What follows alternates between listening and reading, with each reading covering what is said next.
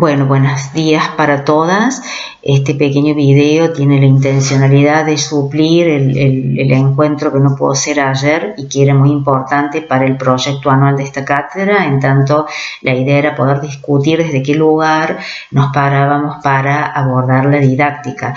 Yo lo que les había planteado en la clase virtual era solamente un pantallazo sin bibliografía, porque no quiero ahondar teóricamente en esta temática.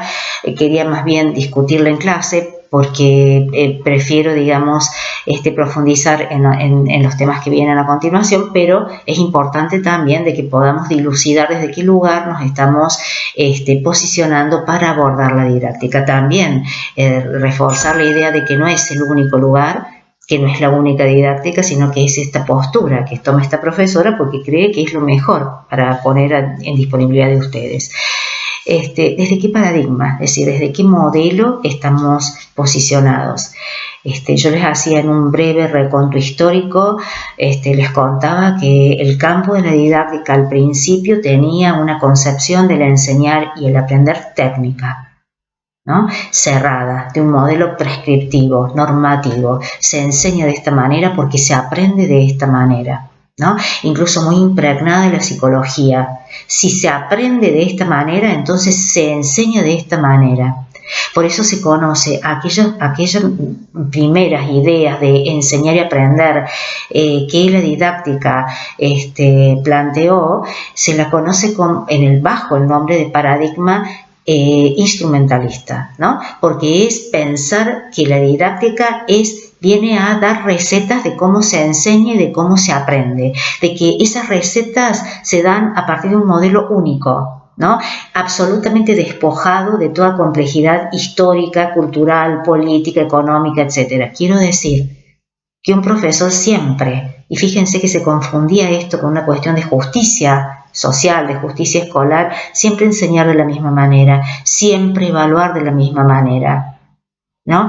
Y en este caso, pensando de que los estudiantes siempre eran los mismos, que los chicos cuando llegaban, digo chicos, digo niños, digo jóvenes, llegaban a las escuelas, se transformaban en alumnos, es decir, se despojaban de todas las problemáticas sociales, culturales, económicas que los atravesaban.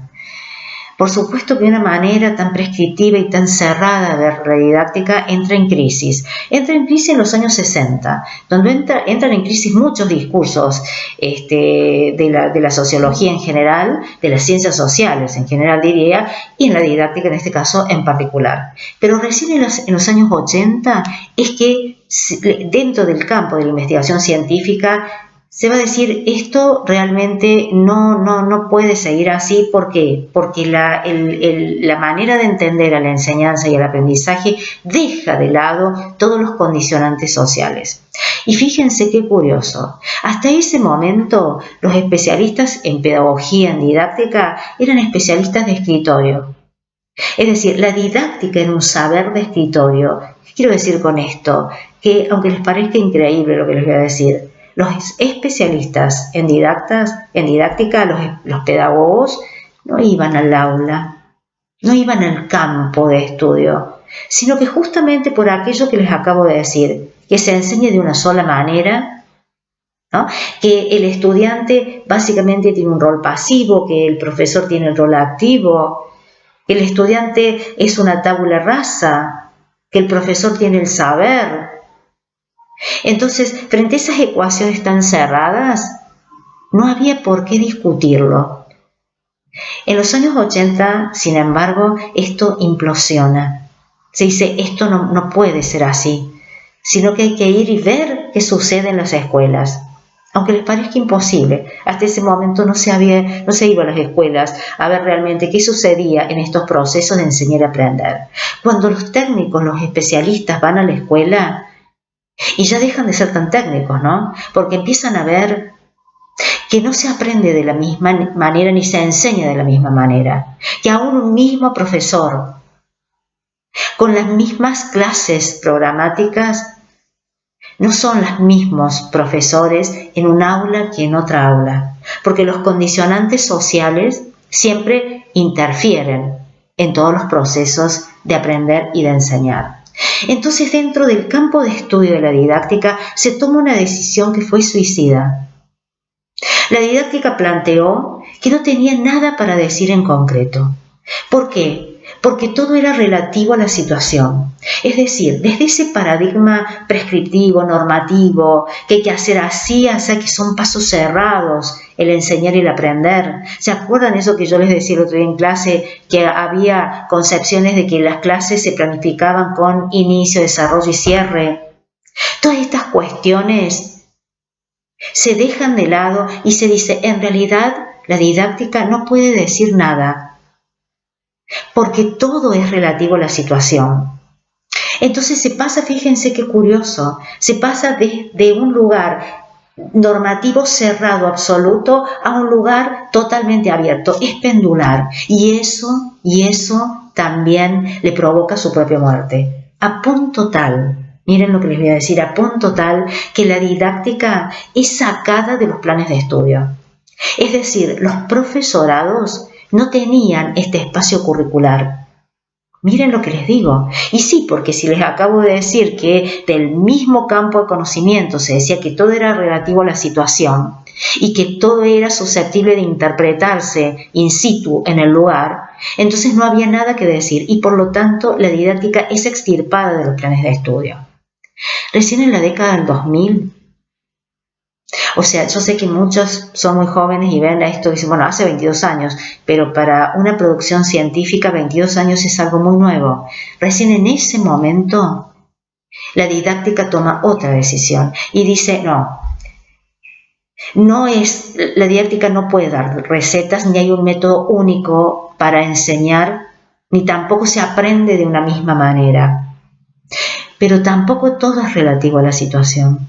La didáctica sí tiene para proponer encuadres metodológicos, tiene para proponer enfoques, como es, por ejemplo, el caso de la evaluación formativa. Esto de pensar en programas, dejarlo de lado y empezar a pensar en proyectos de clase, en las clases como hipótesis de trabajo, en metodologías didácticas como el aprendizaje basado en casos o el aprendizaje basado en problemas, etc. Es decir, claro que no da recetas, claro que no tiene un método único, pero sí la didáctica puede plantear metodologías y justamente propuestas metodológicas. Entonces, este paradigma, y esto quiero que lo retengan, lo anoten, digo, conceptualmente, lo analicen, este paradigma en el cual vamos a estar posicionados para ver la didáctica, entiende a esta disciplina como aquel campo de conocimiento que enseña a enseñar. Pero la enseñanza siempre está inscripta en una situación política. Es decir, la enseñanza se sabe política y saberse política quiere decir que sabe que interviene, que sabe que además todo lo que sea producción curricular, es decir, contenidos a enseñar, metodologías, etc., están inscritos en un proyecto político. Vamos a pasar en blanco, todo gobierno tiene un proyecto político y parte de ese proyecto político lo viabiliza a través de la escuela. Entonces, la enseñanza, uno dice, bueno, a ver, intervengo. No todo lo que viene desde políticas curriculares yo lo tengo que tomar como una cuestión dogmática, ¿no? ¿Qué es lo que me proponen? Pero ¿cuáles son los estudiantes que yo tengo? ¿Cómo adapto esta situación a este curso, a esta sala, a esta aula en particular? Entonces, la característica de este paradigma crítico propositivo es eso, que es político porque sabemos que intervenimos en realidades de las personas, en realidades sociales, en realidades culturales. Sabemos que es un paradigma propositivo porque sí tiene para proponer. Por supuesto que uno está en condiciones de decir que evaluar formativamente no es lo mismo que evaluar de la manera tradicional, ¿sí? Y también decimos que es un discurso crítico, porque en ese sentido la didáctica lo que hace es examinar ¿Qué pasó con las propuestas que se programaron? ¿Cómo se pueden mejorar esas propuestas? Entonces, estas son las 3 características que sostienen los 3 pilares de este paradigma. ¿Sí? Esta es una de las cuestiones que quería tematizar con ustedes. Y la segunda tiene que ver con entender que la enseñanza siempre deja señas. Es tan así que en la propia palabra enseñanza está contenida la palabra seña, ¿no? Nos deja una seña positiva, una seña negativa, una seña de qué es la matemática, una seña de qué es la historia, una seña de para qué se aprende, ¿sí? Y por ello, y porque deja señas, es que este oficio está conformado por saberes teóricos. Es decir, el profesor se nutre, la profesora se nutre de saberes teóricos. Se nutre también de los saberes prácticos, aquellos saberes que se hacen en la práctica diaria, que no se pueden fundamentar, o que muchas veces no se sabe cómo fundamentarlos, y por eso son prácticos. También tiene saberes experienciales este oficio, es decir, esta experiencia, esta clase puede haber sido esta experiencia. Una salida puede ser una experiencia. Esta materia fue una experiencia. ¿Y por qué una experiencia? Porque una experiencia es algo que me pasa, es algo que me atraviesa, ¿no? No cualquier cosa es una experiencia. Entonces, hay saberes, hay situaciones áulicas que se transforman en saberes experienciales porque enriquecen mi práctica. Y también, la enseñanza tiene una enorme dosis de artesanía. Y el artesano, cualquiera de ustedes que haga artesanía, cualquiera que yo sea, no quiere cualquier producto. El artesano quiere que su producto le salga bien. Si teje, va a tejer y destejer 1000 veces esa pieza para que quede bien. El artesano tiene esa cosa de la perfección. No es porque todas sus piezas sean perfectas, pero porque aspira a la perfección. Porque pone imaginación, ¿sí? Entonces, esos 4 saberes teóricos, prácticos, artesanales, experienciales, configuran el oficio de enseñar. Entonces, esta es otra de las temáticas que yo pretendía con ustedes poner en diálogo en la situación de clase presencial. Y por eso les pido que tomen nota de estas cuestiones. Entonces, voy a dejar estos 2 temas para profundizar a partir de tareas y actividades que les voy a dejar en el aula virtual.